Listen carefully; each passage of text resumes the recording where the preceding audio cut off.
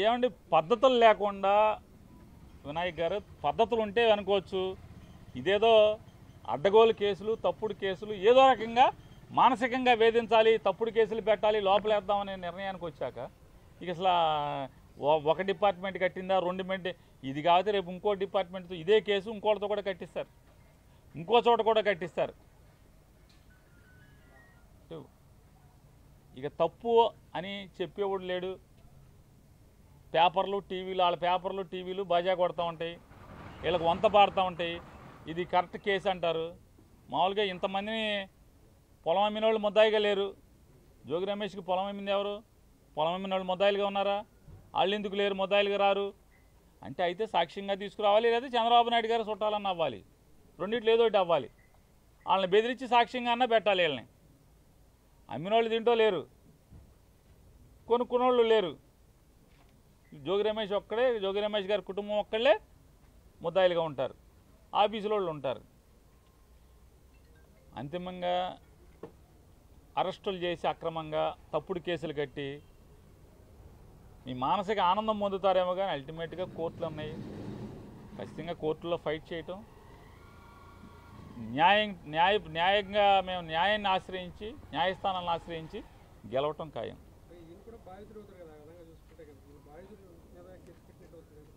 అదే అన్నా, నీకు ఉచ్చం నీచం వాయు వరుసలు ఏం లేవు. ఇక వరుస లిస్టు రాసుకున్నారు.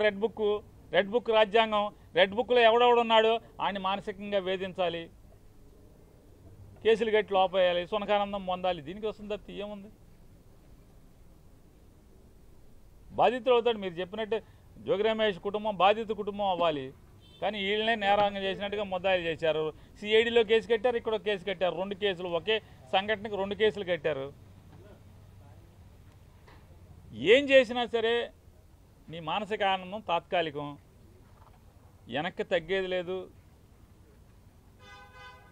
తెలుగుదేశం పార్టీ మీద, కూటమి ప్రభుత్వం మీద, జనాలను చేసే మోసాల మీద, వాళ్ళ కూటమి ప్రభుత్వం ప్రజల్ని వంచే దాంట్లో కానీ, ప్రజా వ్యతిరేక పరిపాలన చేసే దాంట్లో నిలదీయటం, పోరాటం చేయటం జోగి రమేష్ ఆగడు, జోగి రమేష్ గారు కొడుకు ఆగడు, ఎవరు ఆగరు.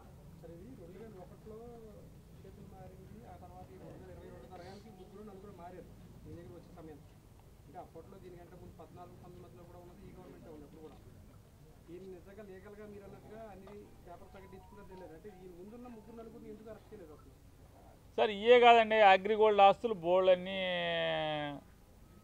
ఉన్నాయి. చంద్రబాబు నాయుడు గారు మనుషులే కొనుక్కున్నారు అగ్రిగోల్డ్ ఆస్తులు.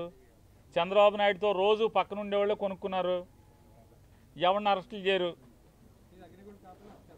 ఇది అగ్రిగోల్డ్ ఆస్తి కాదు, అగ్రిగోల్డ్ జీవోలో ఇచ్చిన సర్వే నంబరు కాదు.